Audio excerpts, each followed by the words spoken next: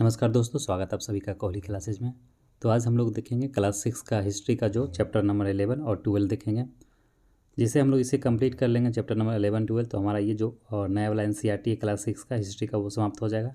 फिर हम लोग देखेंगे ओल्ड एनसीईआरटी का जो कुछ चैप्टर होगा उसे देखेंगे। तो चलिए स्टार्ट करते हैं चैप्टर नंबर 11, नए साम्राज्य और राज्य। तो हरिसेन निम्नलिखित में से किसका दरबारी कवि था? तो ये समुद्रगुप्त का था। इलाहाबाद का अशोक स्तंभ अभिलेख निम्नलिखित में से किसके काल के बारे में सूचना प्रदान करता है? तो ये समुद्रगुप्त के काल के बारे में सूचना प्राप्त करता है। तो इसका व्याख्या हम लोग देखते जाएंगे, देखते हैं इसके व्याख्या में क्या दिया गया है। इलाहाबाद का अशोक स्तंभ अभिलेख समुद्रगुप्त के शासनकाल के बारे में जानकारी देता है। इस पर समुद्रगुप्त के दरबारी कवि हरिसेन ने संस्कृत भाषा में प्रशंसात्मक वर्णन प्रस्तुत करता है। इसमें पूरा प्रशंसा किया समुद्रगुप्त के बारे में उसके दरबारी कवि हरिसेन के द्वारा, और इसे लगभग 1700 वर्ष पूर्व लिखा गया। इसे ही प्राग प्रशस्ति या समुद्रगुप्त की प्रशस्ति कहा गया, और प्रशस्ति का अर्थ क्या होता है? प्रशंसा होता है। इसमें उसकी विजयों का वर्णन है, मतलब जितना भी उसका विजय किया गया है समुद्रगुप्त के द्वारा उसका इसमें वर्णन किया गया है। इसमें उसे ईश्वर के बराबर बताया गया है। इसमें समुद्रगुप्त की योद्धा और उत्कृष्ट कवि के रूप में भी प्रशंसा की गई। मतलब समुद्रगुप्त को क्या एक योद्धा बताया गया है और साथ ही साथ एक कवि के रूप में भी व्यक्त किया गया। क्यों किया गया? तो देखिए, समुद्रगुप्त एक संगीत प्रेमी राजा था। वह बीना भी बजाता था, और इसी के गुण के कारण उसके सिक्के पे भी ये दिखाया गया। तो जो समुद्रगुप्त का जो सिक्का था उस पर वो बीना बजाते हुए भी चित्रण किया गया है। इससे पता चलता जो समुद्रगुप्त है वो संगीत प्रेमी हुआ करता था। चलिए आगे बढ़ेंगे। नेक्स्ट देखेंगे क्वेश्चन नंबर 3। हरिसेन द्वारा वर्णित विभिन्न प्रकार के राजाओं और उनके प्रति समुद्रगुप्त की नीतियां के संदर्भ में निम्नलिखित कथनों में से कौन सा एक सही नहीं है? पहला देखेंगे, समुद्रगुप्त ने आर्यवर्त के सभी 9 शासकों को हराकर उनके राज्यों को अपने साम्राज्य में मिला लिया। दूसरा, उसने दक्षिणापथ के सभी 12 शासकों को हराकर उनके राज्यों को भी अपने साम्राज्य में मिला लिया। और ऑप्शन नंबर सी देखेंगे, समुद्रगुप्त के राज के पड़ोसी देश आंतरिक घेरा समुद्रगुप्त के लिए उपहार लाते थे और उसकी आज्ञा का पालन करते थे। ऑप्शन नंबर डी, बाहरी राज ने समुद्रगुप्त की अधीनता स्वीकार की और अपनी पुत्रियों का विवाह किया। तो क्वेश्चन क्या पूछा गया था? कौन सा एक सही नहीं है? तो इसमें कौन सा एक सही नहीं है? तो देखिए बी, ऑप्शन जो बी है वो सही नहीं है। क्यों नहीं है? तो देखिए, उसने दक्षिणापथ के सभी 12 शासकों को हराकर उनके राज को भी अपने साम्राज्य में मिला लिया। ये गलत दिया गया है, क्योंकि दक्षिणापथ के 12 राजाओं ने हारने के बाद समुद्रगुप्त के सामने समर्पण किया और समुद्रगुप्त ने उन्हें फिर से शासन करने की अनुमति दे दी। ये उसका दिया गया था व्याख्या। आगे देखते हैं आगे क्या है। समुद्रगुप्त के राज के पड़ोसी देशों में असम, तटीय बंगाल, नेपाल और उत्तर पश्चिम के कई गण या संघ आते थे। ये आंतरिक राज्यों के एक घेरे के रूप में समुद्रगुप्त के राज से लगे होते। ये समुद्रगुप्त के लिए उपहार लाते थे, उनकी आज्ञा मानते थे तथा उनके दरबार में उपस्थिति हुआ करते थे। और बाह्य इलाके संभवतः कुषाण तथा शक वंश के थे, और इसमें श्रीलंका के शासक भी थे। इन्होंने समुद्रगुप्त की अधीनता स्वीकार की और अपनी पुत्रियों का विवाह उससे किया। चलिए आगे देखेंगे क्वेश्चन नंबर 4। निम्नलिखित में से किसके या किनके द्वारा महाराजा धीराज की उपाधि धारण की गई? तो महाराजा धीराज की उपाधि किसके किसके द्वारा धारण किया गया? तो ये किया गया ऑप्शन हो जाएगा आपका बी, पहला और दूसरा, अर्थात चंद्रगुप्त प्रथम और समुद्रगुप्त के द्वारा ये धारण किया गया था महाराजा धीराज की उपाधि। चलिए इसका देखते हैं व्याख्या। समुद्रगुप्त और उसके पिता चंद्रगुप्त प्रथम ने ही महाराजा धीराज की उपाधि धारण की, और समुद्रगुप्त के दादा और परदादा का उल्लेख महाराज के रूप में ही मिलता है। और समुद्रगुप्त की माँ कुमार देवी थी जो लिच्छवी गण की थी। चलिए आगे बढ़ेंगे। Next question, question number 5। शक विजेता निम्नलिखित में से किसे कहा जाता है? तो शक विजेता किसे कहा गया है? तो चंद्रगुप्त द्वितीय को शक विजेता कहा गया। देखते हैं इसका व्याख्या। चंद्रगुप्त द्वितीय को शक विजेता कहा जाता है। उसने पश्चिमी भारत में सैन्य अभियान करके अंतिम शक शासक रुद्र सिंह तृतीय को परास्त किया था, हराया। इस विजय के उपलक्ष्य में मालवा क्षेत्र में वैघ शैली के चांदी के सिक्के चलाए। ये सिक्के उसी शासकों पर विजय का सूचक है। चलिए क्वेश्चन नंबर 6 देखेंगे। कालिदास निम्नलिखित में से किसके दरबार में थे? तो कालिदास किसके दरबार में था? तो ये चंद्रगुप्त द्वितीय के दरबार में था। चंद्रगुप्त द्वितीय का दरबार विद्वानों से भरा रहता था। कवि कालिदास और खगोल शास्त्री आर्यभट्ट भी उसी के दरबार में रहता था। किसके? चंद्रगुप्त द्वितीय के दरबार में। बाणभट्ट निम्नलिखित में से किसके दरबारी कवि थे? तो बाणभट्ट किसके दरबारी कवि थे? हर्षवर्धन के। तो कोशिश रहता है थोड़ा सा वीडियो को शॉर्ट रखने के लिए, इसलिए थोड़ा स्पीड में इसे हम लोग कंप्लीट करेंगे एनसीईआरटी, क्योंकि पूरा हम लोग 12th तक कंप्लीट करना है, इसलिए वीडियो को थोड़ा स्पीड में बनाना है। चलिए आगे बढ़ते हैं, इसका थोड़ा देख लेते हैं, व्याख्या को भी पढ़ते जाना है। आप लोग चाहेंगे तो या तो क्या कहते हैं स्पीड को कम बेसी कर सकते हैं ज़्यादा। बाणभट्ट हर्षवर्धन के दरबारी कवि थे। इन्होंने हर्षवर्धन की जीवनी हर्षचरित लिखी, जिससे हर्ष के शासनकाल और वंशावली का पता चलता है। हर्ष ने लगभग 1400 वर्ष पूर्व शासन किया था। क्वेश्चन नंबर 8, निम्नलिखित में कौन हर्ष के काल में भारत आया? तो हर्ष के काल में कौन आया था? हैनसेन आया था। हैनसेन ऑप्शन हो जाएगा बी। चलिए इसका देखते हैं व्याख्या। चीनी तीर्थयात्री ह्वेनसेंग हर्ष के काल में भारत आया। वह काफ़ी समय के लिए हर्ष के दरबार में भी रहा। उसने वहाँ जो कुछ देखा उसका विस्तृत विवरण दिया है। वो जो हैनसेन के द्वारा जो लिखा गया उसमें इसके बारे में पूरा चर्चा किया गया हैनसेन का पुस्तक में। क्वेश्चन नंबर 9 देखेंगे।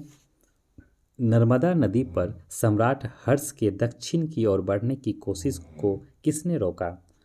तो ये पुलकेशिन द्वितीय के द्वारा रोका गया है। मगध और बंगाल को जीतकर हर्ष को अर्थात हर्षवर्धन को पूर्व में जितनी सफलता मिली थी उतनी अन्य जगह पर नहीं मिली। जब उसने नर्मदा नदी को पार कर दक्कन की ओर बढ़ने का प्रयास किया तब चालुक्य नरेश पुलकेशिन द्वितीय ने उसे रोक दिया।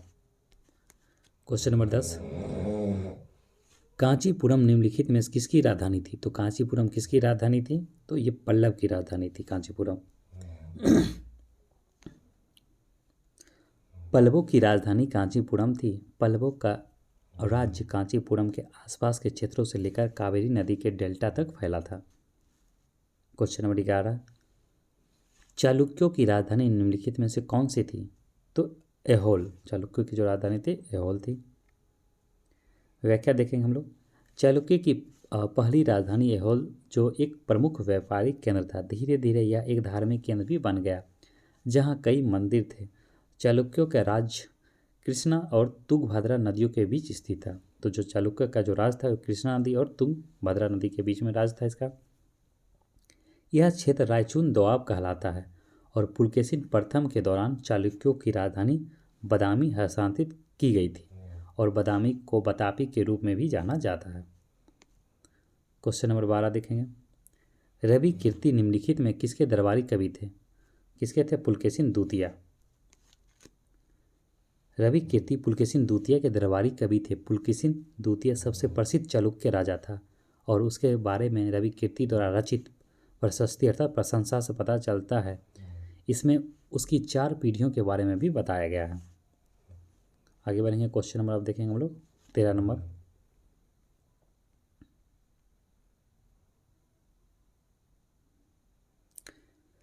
दक्षिण भारत में पूर्व मध्यकालीन प्रशासन के संदर्भ में निम्नलिखित कथनों पर विचार कीजिए। दक्षिण भारत में पूर्व मध्यकालीन प्रशासन के संदर्भ में निम्नलिखित कथनों पर विचार कीजिए। कुछ महत्वपूर्ण प्रशासकीय पद आनुवंशिक होते थे। प्रशासन की प्राथमिक इकाई नगर होते थे। ये गलत है। कभी कभी एक ही व्यक्ति को कई पदों पर कार्य किया जाता था। ये भी सही है। तो इसका पहला और जो तीसरा है वो सही दिया गया है और बाकी दूसरा गलत दिया गया है। देखते हैं क्यों। क्योंकि वो नगर नहीं होगा, वहाँ पे क्या हो जाएगा? गांव होता था। दक्षिण भारत में पूर्व मध्यकालीन प्रशासन में कुछ महत्वपूर्ण पद आनुवंशिक बन गए तथा कभी कभी एक ही व्यक्ति कई पदों पर कार्य करता था। जैसे हरिसेन अपने पिता की तरह महानंद नायक बने, साथ ही उसे कुमार मात्य भी बनाया गया।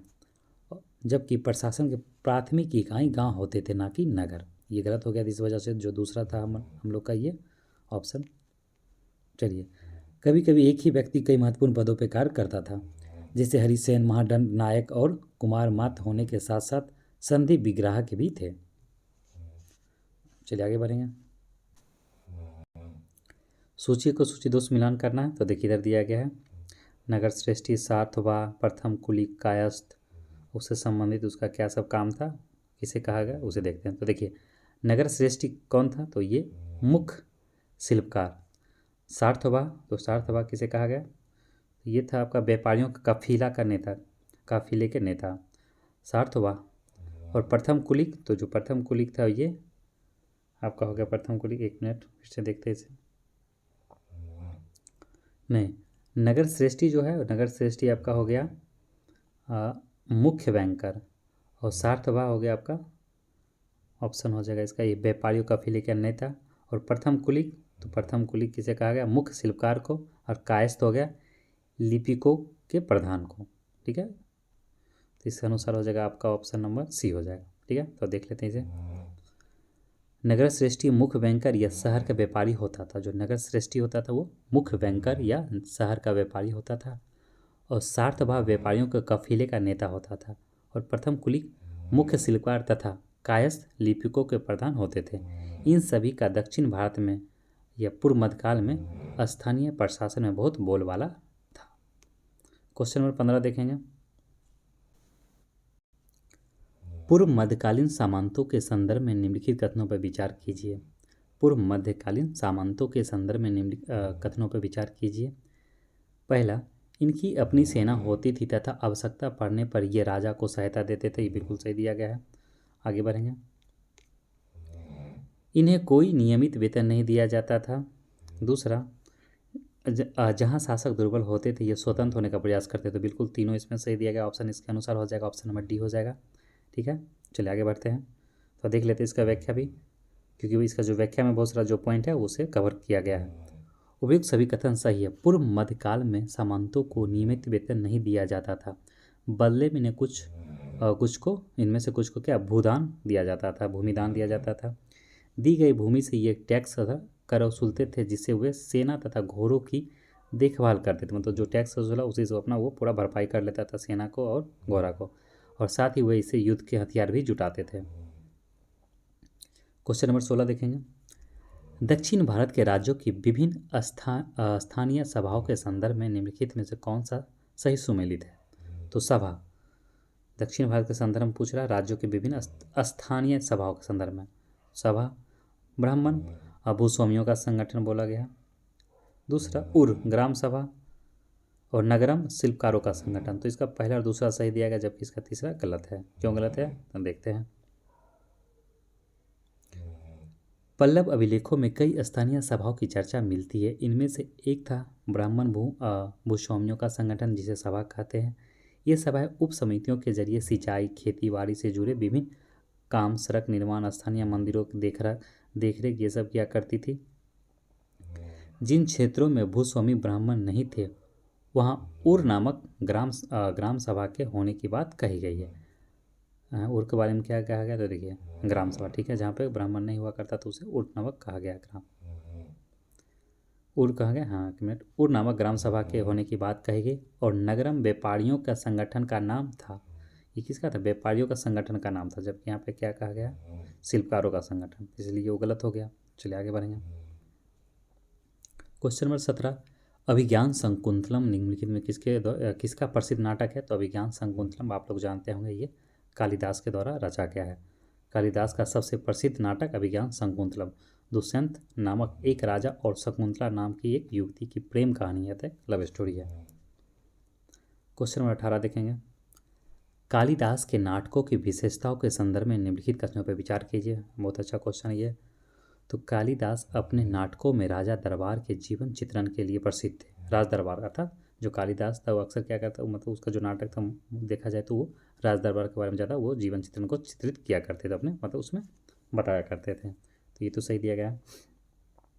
कालिदास के नाटकों की रोचक विशेषता यह है कि इन नाटकों में राजा और अधिकांश ब्राह्मण को प्राकृतिक बोलते हुए, जबकि अन्य लोग तथा महिला को संस्कृत बोलते हुए दिखाया गया है। तो उपयुक्त में से कौन सा कथन सही है। तो इसमें से कौन सा कथन सही, तो इसमें जो है केवल पहला सही है, दूसरा गलत है। तो इसका आंसर हो जाएगा ऑप्शन नंबर ए। ठीक है, 18 का ए हो जाएगा। चलिए इसका व्याख्या हम लोग देख लेते हैं। कालिदास अपने नाटकों में राज दरबार के जीवन चित्रण के लिए प्रसिद्ध है।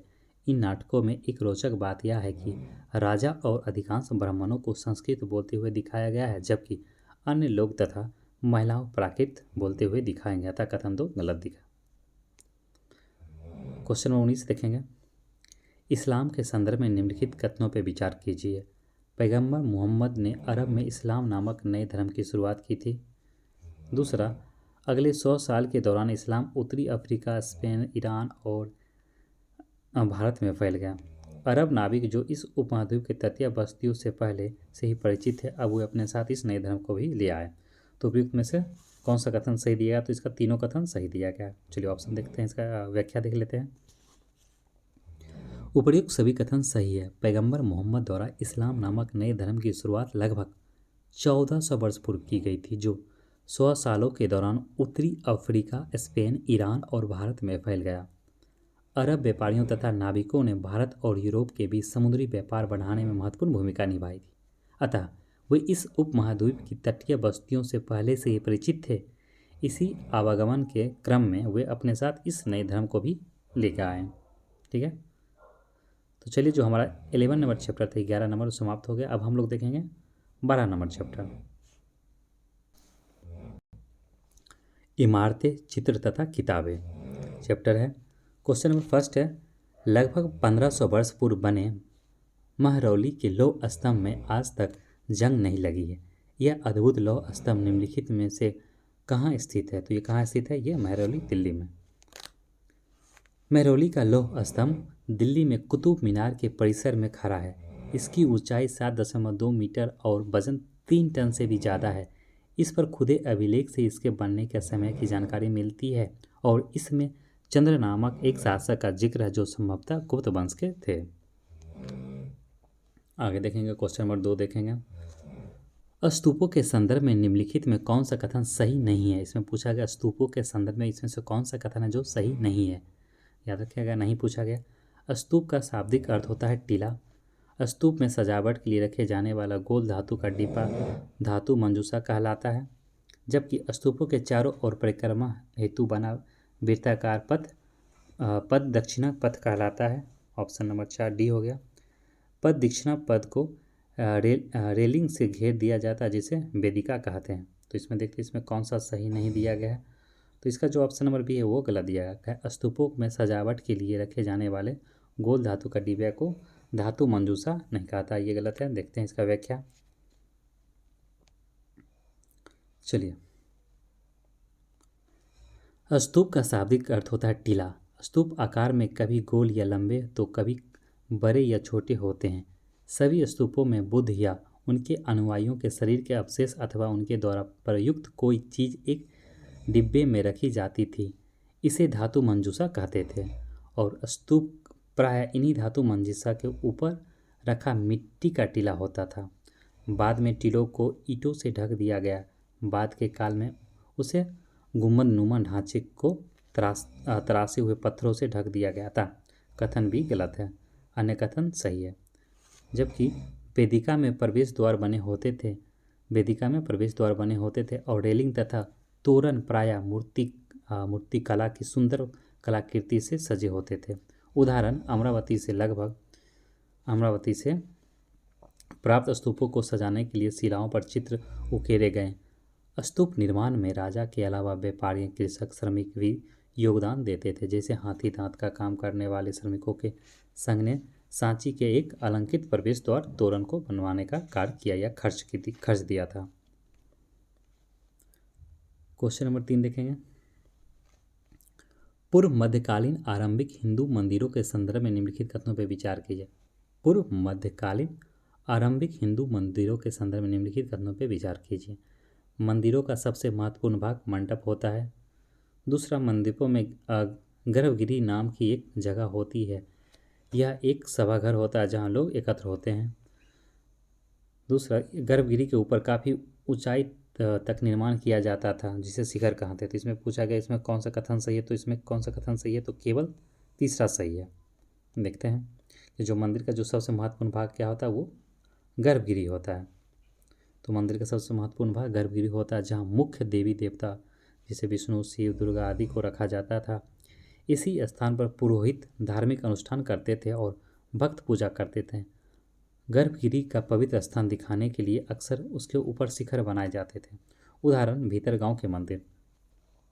अधिकतर मंदिरों में मंडप नाम की जगह होती थी।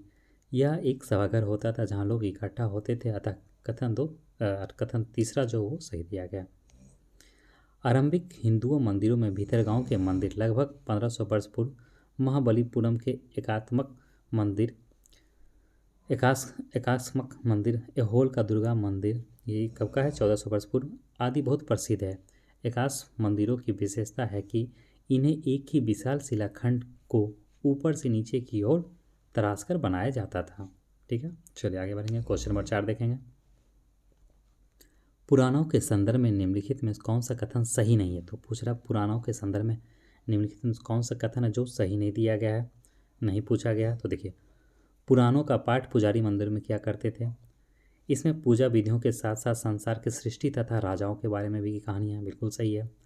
और अधिकतर पुराण सरल संस्कृत श्लोक में लिखे गए हैं जिससे सब उन्हें सुन और समझ सकें, ये भी सही है। आगे बढ़ेंगे। चौथा, स्त्रियों तथा शूद्र जिन्हें वेद पढ़ने की अनुमति नहीं थी वे पुराण को भी नहीं सुन सकते, तो ये गलत दिया गया। कथन ए बी सी सही है परंतु डी गलत है, क्योंकि स्त्रियों तथा शूद्र जिन्हें वेद पढ़ने की अनुमति नहीं दी थी वे भी पुराणों को सुन सकते थे।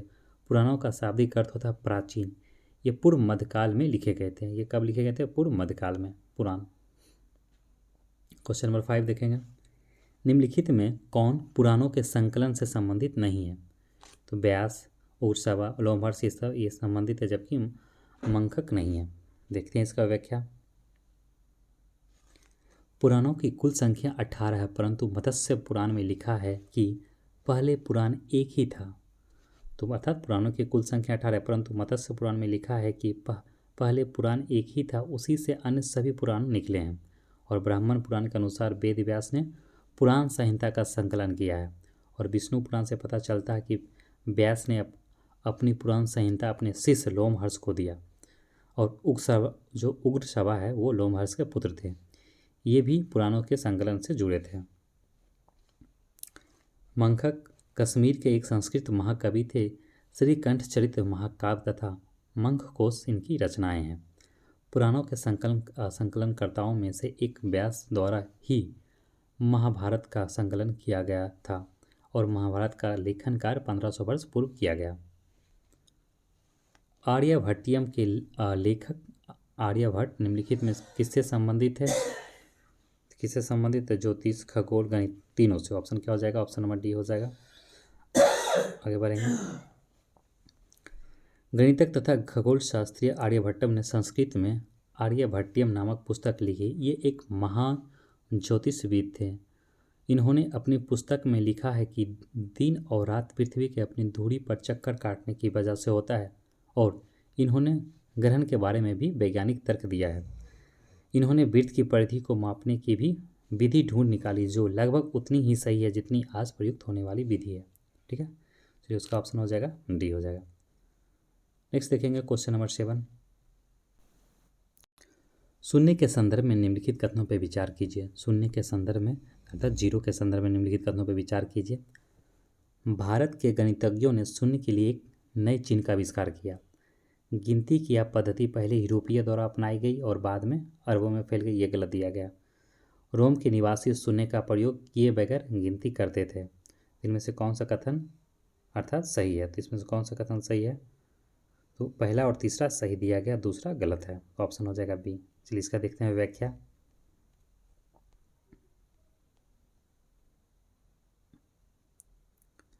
कथन पहला और तीसरा सही है परंतु दो गलत है, क्योंकि गिनती की यह पद्धति अरबों द्वारा अपनाई गई और तब यूरोप में भी फैल गई। पहले अरब गया, फिर भारत का पहले गया अरब कंट्री, फिर अरब से चला गया यूरोप में। अन्य अंकों का प्रयोग पहले से होता था। चलिए क्वेश्चन नंबर 8 हम लोग देखेंगे, मिलान करना है। तो मेघदूतम, तो देखिए मेघदूतम किसके द्वारा लिखा गया? ये कालिदास के द्वारा लिखा गया है। रामायण हो गया वाल्मीकि। तो सी का हो गया तीसरा। ऐसे उसको ऑप्शन देख लेते हैं, मिला लीजिए। मणिमेखलाई, मणिमेखलाई किसके द्वारा लिखा गया है? मणिमेखलाई। तो ये लिखा गया आपका एक मिनट देख लेते हैं। मणिमेखला बी का हो जाएगा आपका दूसरा था शीतले सत्यनारायण। मेघदूतम ये हो गया, मणिमेखलाई, शीतले सतनार और शिल्पप्पा दिक्राम ये हो गया इलागों के द्वारा। ठीक है, चलिए ऑप्शन सी हो जाएगा इसका। शिल्पप्पा दिक्राम नामक एक प्रसिद्ध तमिल महाकाव्य है जिसकी रचना इलांगो द्वारा लगभग 1800 वर्ष पूर्व की गई थी। इसमें कोवलन नामक व्यापारी की कहानी जो फुहार में रहता था। ठीक है, चलिए आगे बढ़ेंगे। आगे देखते हैं।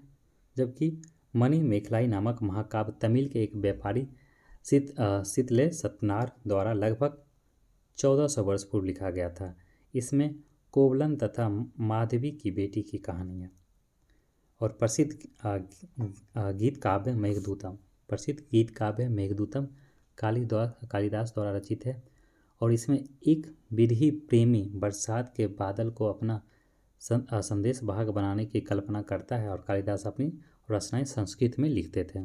कालिदास का जो जितना भी रचना वो संस्कृत में लिखा जाता था। प्रसिद्ध संस्कृत महाकाव्य रामायण के रचनाकार वाल्मीकि है।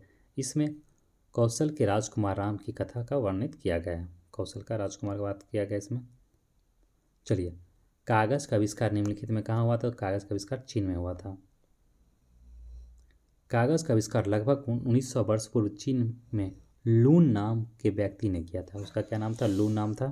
ठीक है, लगभग 1400 वर्ष पूर्व यह तकनीक कोरिया तक पहुंची।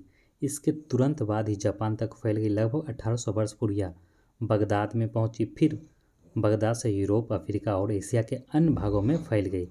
इस उपमहाद्वीप में कागज़ की जानकारी बगदाद से ही आई है। ठीक है, चलिए, तो जो हमारा जो ये था कंप्लीट हो गया क्लास 6 का। एक मिनट आपको दिखाता हूँ। तो देखिए, जो हमारा क्लास 6 का जो था एनसीईआरटी वो कंप्लीट हो गया। टोटल 12 चैप्टर, ये नया एनसीईआरटी, जबकि हम लोग अब पुराना एनसीईआरटी नेक्स्ट वीडियो से हम लोग देखेंगे। इसमें भी 9 चैप्टर है, इसे भी हम लोग कंप्लीट करेंगे। जैसे प्राचीन भारत ये है, क्योंकि ये ओल्ड में आपको क्वेश्चन यहाँ से भी देखने को मिलेगा एग्जाम में। हम लोग एग्जाम के पॉइंट ऑफ व्यू से पढ़ रहे हैं, इसलिए हमें इसे भी कंप्लीट करना है। ठीक है, जो हमारा जो कंप्लीट हो गया नया एनसीईआरटी क्लास 6 का। ठीक है, चलिए मिलते हैं हम लोग अगले वीडियो में। तब तक के लिए आप सभी का धन्यवाद।